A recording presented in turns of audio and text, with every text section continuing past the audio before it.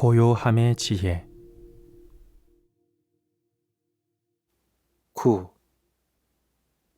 죽음과 영원. 죽음은 삶의 반대가 아니다. 삶에는 반대가 없다. 죽음의 반대는 탄생이다. 그리고 삶은 영원하다.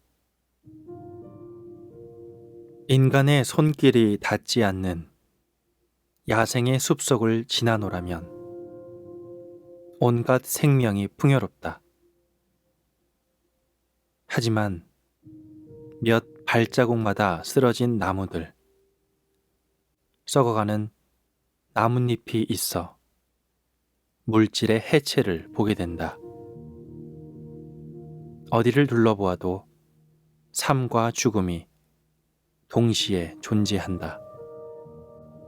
하지만 좀 더 깊이 살펴보면 사가 들어가는 둥치와 썩어가는 나뭇잎은 새 생명을 태어나게 할 뿐만 아니라 썩어가는 과정에서도 생명으로 가득한 것을 알 수 있다. 미생물이 일을 하고 있는 것이다. 분자들이 스스로 재배치되고 있다. 그곳 어디에도 죽음은 없다. 다만 생명의 형태가 바뀌는 변태만이 있을 뿐이다.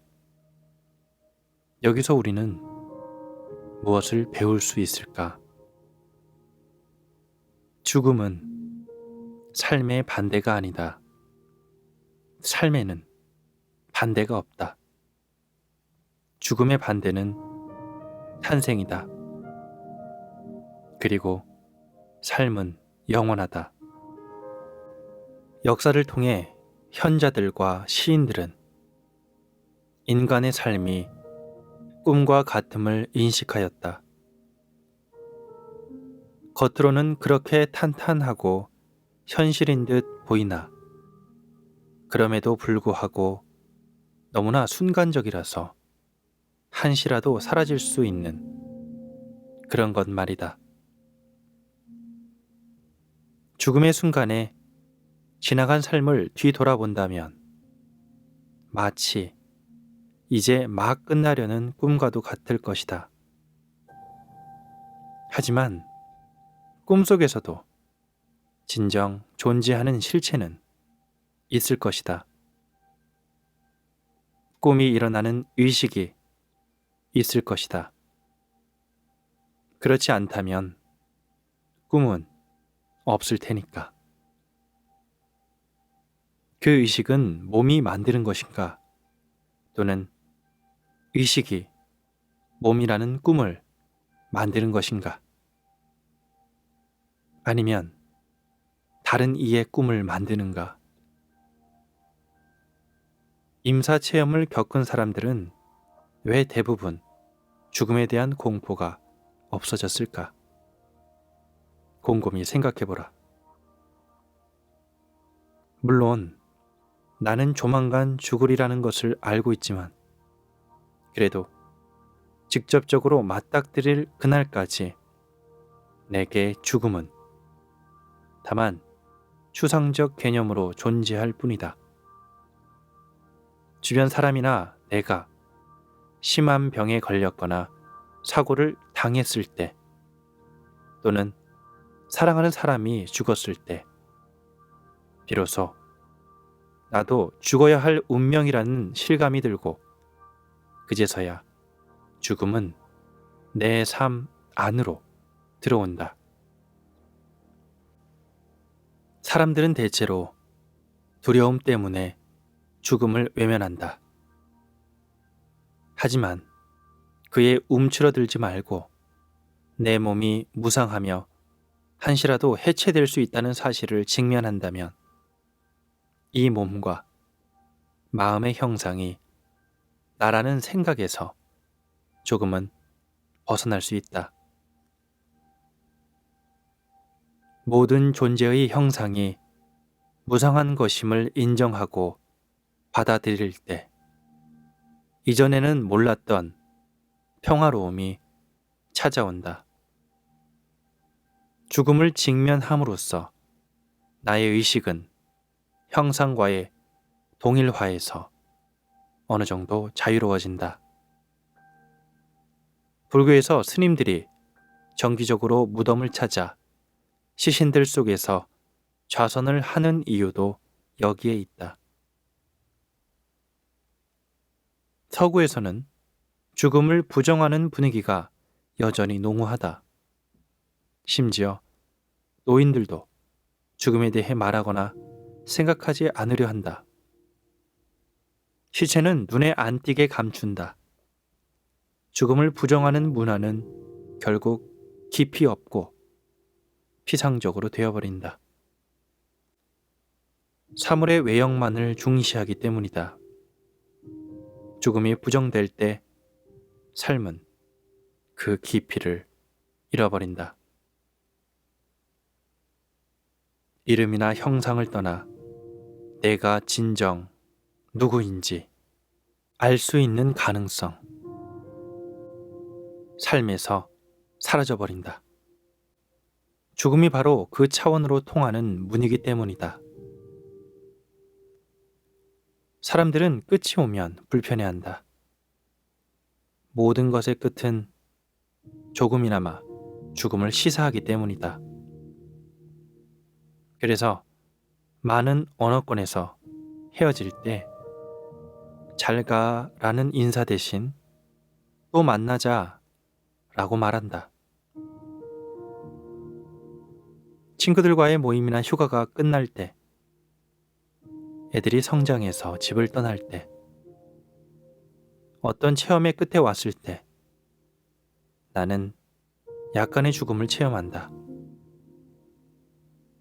내 의식에 나타났던 하나의 형상이 해체되는 것이다. 그리고 공허한 마음이 남는다. 사람들은 그 공허함을 느끼지 않으려고, 직면하지 않으려고 애를 쓴다.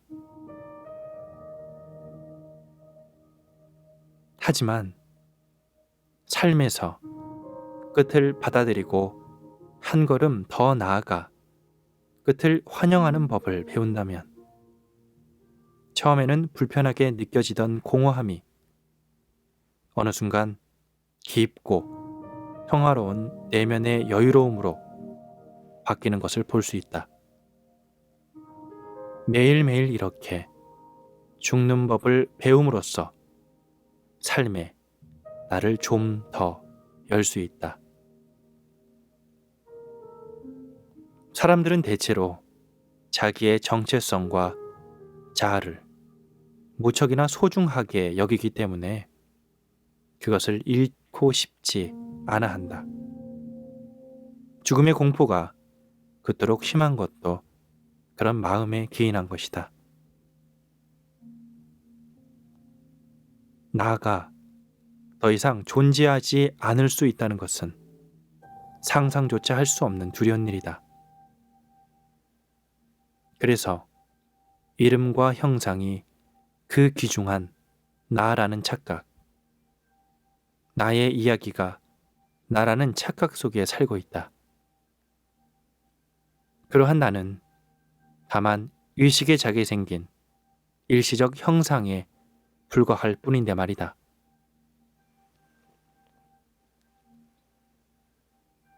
그렇게 형상은 곧 나라는 생각만을 하면 진정 귀중한 것은 나의 실체이며 내 안 깊숙이 존재하는 생명이며 순수 의식임을 알 수 없게 된다. 그것이 바로 내 안에 있는 영원이며 그것만이 내가 잃어버릴 수 없는 유일한 것임을 말이다.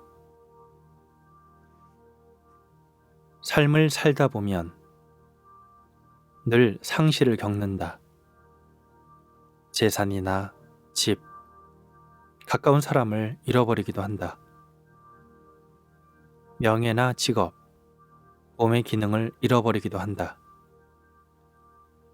그렇게 깊은 상실을 경험할 때마다 내 안에 있던 무언가가 죽어버린다.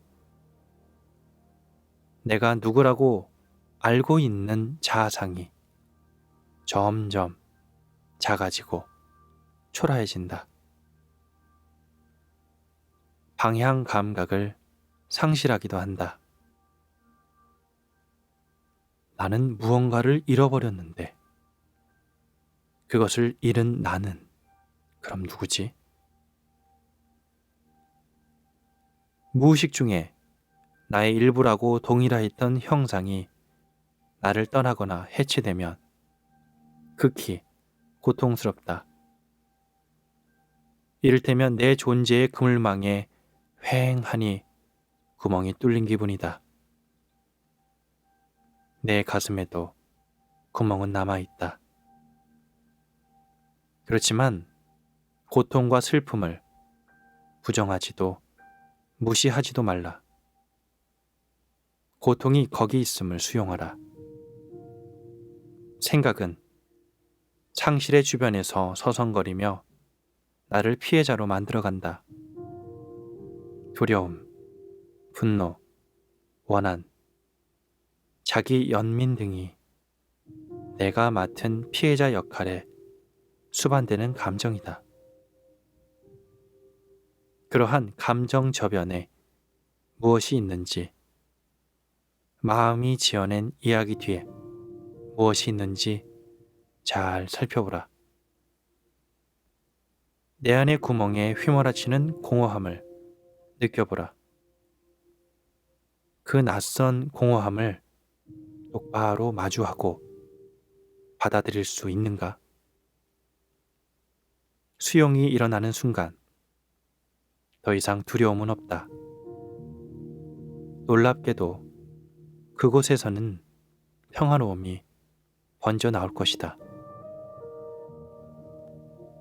죽음이 일어날 때, 생명을 담을 형상이 해체될 때, 그 사건이 내 가슴에 남기고 간 구멍에는 형상을 여인 그것, 아직 발현되기 이전에 그것이 빛나고 있다.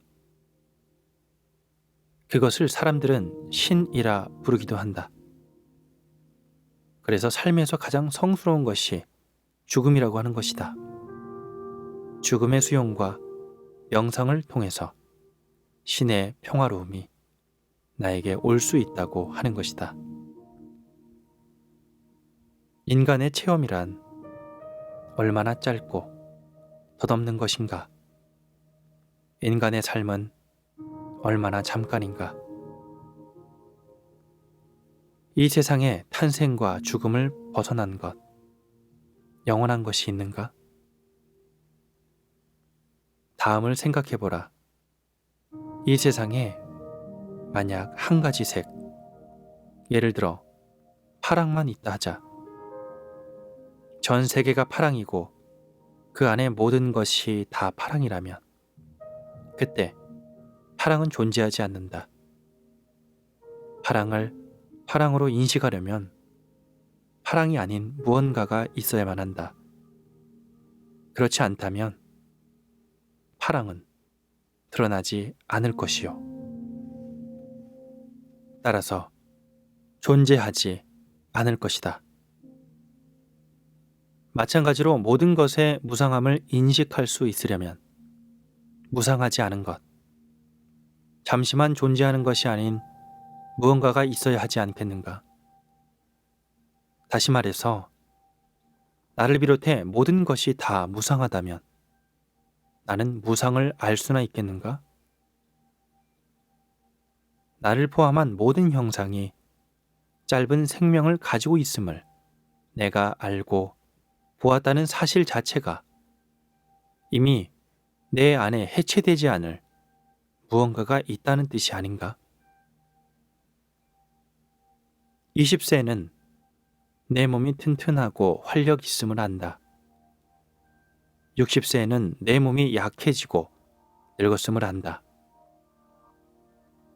나의 생각 역시 20대 때와는 달라졌을 수 있다. 하지만 내 몸이 젊거나 늙었다고 아는 마음, 내 생각이 변했다고 하는 맑은 마음에는 변한 것이 없다. 그 맑은 마음이 바로 내 안에 있는 영원이다. 순수 의식이다. 형상을 벗어난 한 생명이다. 나는 그것을 이룰 수 있는가? 아니다. 내가 바로 그것이다. 어떤 사람들은 죽기 직전에 깊은 평화에 잠겨 몸에서 빛이 난다. 마치 해체되는 형상에서 무언가 빛이 발현되는 듯이 말이다. 때로 매우 늙은 사람들, 중병을 앓고 있는 사람들이 생의 마지막 몇 주, 몇 달, 심지어 몇 년 동안 거의 투명해진 것처럼 보일 때가 있다. 그들의 눈에서는 광채가 나고 마음에는 더 이상 고통이 없다. 수능을 통해 모든 것을 다 놓아버렸기 때문에 생각이 만들어낸 에고적 나가 이미 해체되어 버렸다. 그들은 죽기 전에 이미 죽은 사람들이다. 죽음을 벗어난 무언가를 발견한 사람들만이 갖게 되는 깊은 평화를 찾은 사람들이다. 모든 사고와 재난에는 늘 구원의 가능성이 들어있다. 다만 사람들이 그것을 알아보지 못하고 흘려 보낼 뿐이다.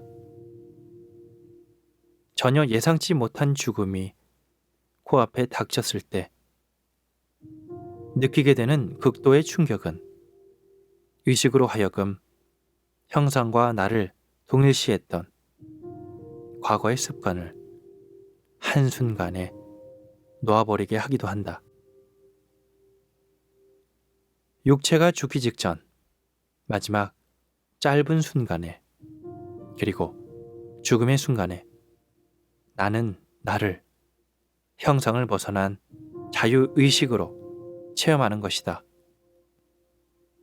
그때 돌연히 두려움이 사라지고 한없는 평화로움이 찾아든다. 모든 것이 다 좋다는 것을 깨닫는다. 죽음은 단지 형상의 해체에 불과함을 알게 된다. 그리고 죽음은 결국 착각에 지나지 않음을 깨닫는다. 나의 몸이 나라고 생각했던 착각. 죽음은 현대 문화가 믿도록 강요하는 것처럼 그렇게 이례적인 일도 가장 끔찍한 일도 아니다. 죽음은 세상에서 가장 자연스러운 일이며 그 반대인 탄생에서 분리될 수 없는 것이다. 죽어가는 사람 옆에 있을 때 이를 잊지 말라.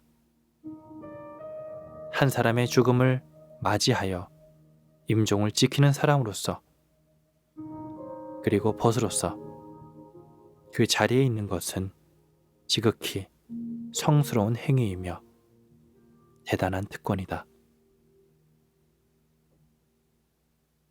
죽어가는 사람과 함께 있을 때 다가오는 어떤 체험도 부정하지 말라. 지금 일어나고 있는 일을 부정하지도 말고 느끼고 있는 감정도 부정하지 말라. 내가 죽은 자를 위해 아무것도 해줄 수 없다는 사실 때문에 무력감이 들고 화가 나고 슬플 것이다. 그 느낌을 받아들여라. 그리고 거기서 한 걸음 더 나아가라. 내가 할 수 있는 일이 아무것도 없음을 받아들여라. 완전히 받아들여라. 나에겐 통제권이 없음을 받아들여라. 체험의 매 순간에 깊이 순응하라. 죽어가는 이가 체험하는 고통과 불편함뿐 아니라 거기 수반되는 나의 감정에도 순응하라. 그렇게 순응한 의식 상태, 그리고 그와 함께 오는 고요함이 사자에게 큰 도움이 되고 죽음으로의 전이를 용이하게 해준다. 말이 필요하다면 내 안에 있는 고요함에서 나올 것이다. 하지만 말은 다만 보조적 역할을 할 뿐이다. 고요함과 함께 축복이 온다. 모든 사고와 재난에는 늘 구원의 가능성이 들어있다. 다만 사람들이 그것을 알아보지 못하고 흘려 보낼 뿐이다. 전혀 예상치 못한 죽음이 코앞에 닥쳤을 때 느끼게 되는 극도의 충격은 의식으로 하여금 형상과 나를 동일시했던 과거의 습관을 한순간에 놓아버리게 하기도 한다. 육체가 죽기 직전 마지막 짧은 순간에, 그리고 죽음의 순간에 나는 나를 형상을 벗어난 자유의식으로 체험하는 것이다. 그때 돌연히 두려움이 사라지고 한없는 평화로움이 찾아든다. 모든 것이 다 좋다는 것을 깨닫는다.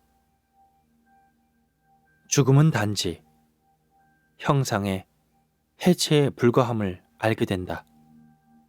그리고 죽음은 결국 착각에 지나지 않음을 깨닫는다.